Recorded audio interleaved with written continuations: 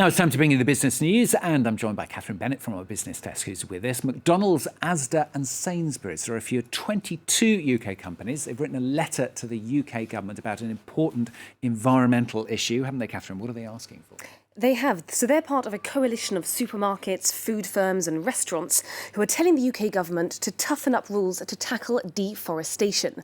Britain is in the process of drawing up a new law that would penalise companies who use produce from illegally deforested land. McDonald's, Tesco, Unilever, Lidl, Nestle, these are just some of the brands who have signed a letter urging the government to crack down on dodgy supply chains. At the moment, the legislation would only apply to big companies, but they want the rules to affect smaller firms as well, so that those smaller businesses don't have an unfair advantage. London's public authority Public Transport Authority, TfL, has stripped Indian ride-hailing app Ola of its licence to operate in the capital, saying that it had put passenger safety at risk. TfL found that more than 1,000 Ola trips were made by unlicensed drivers. Ola has joined what is already a crowded market, alongside London's traditional cab drivers and apps FreeNow, Bolt and Uber. The company is not the first to feel TfL's wrath, however. Uber's licence has been rescinded twice in the past 3 years, although it won a legal bid to have it restored just last week.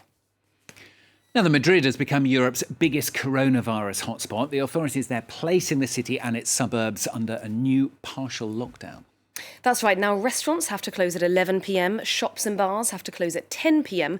And although these restrictions are far less strict than the lockdown imposed in March and April, it has proved controversial, particularly as local businesses are reaching breaking point. Georgina Robertson has more. These latest measures will have a massive economic impact and lead to the loss of more than 15,000 jobs in hotels, bars and restaurants, according to Madrid's Hospitality Association. Many who work in bars and restaurants are worried. Creo que con estas medidas muchos locales pensarán en cerrar, porque imagínese, si las cuentas ya no cubrían como estábamos, ahora al 60% afuera y 50% dentro, y encima cerrar a las 11, para nosotros es, ya le digo, o sea que más pérdida que cubrir gastos. In June, the IMF forecast the overall gross domestic product would fall 12.8% this year, but predicted an uptick of 6.3% in the GDP in 2021. These restrictions risk changing that. Spain's economy is vulnerable to the pandemic because of its reliance on tourism and its concentration of small businesses. Madrid's justice chief has warned that closures will cost the economy €8 billion over the course of the next month. Some residents fear for their region's economy. Que hay que ser prudentes y hay que tener todos responsabilidad, pero todo lo que sea no relacionarnos, cerrar todo, no consumir, en definitiva, cargarnos la economía de un país y de una forma tan injusta como lo ha hecho el gobierno de España. In Spain, the dilemma over how to restrict movement and shut down the virus without killing the economy is highly controversial. On Friday, regional leaders filed an appeal at the National Court to challenge the legality of these restrictions. The ruling is expected this week. Now let's take a look at the markets. European indices opening higher today. London's FTSE is up 1.1%, the CAC 40 and the DAX also rising by 1%. In Asia, we're seeing a similar positive trend. Japan's Nikkei was up 1.25%, the Hang Seng Index up almost 1.5%, and the Kospi bouncing up 1.33%. Markets in Shanghai are closed for a holiday. The release of the 25th James Bond film, No Time to Die, has been pushed back for a third time to April next year.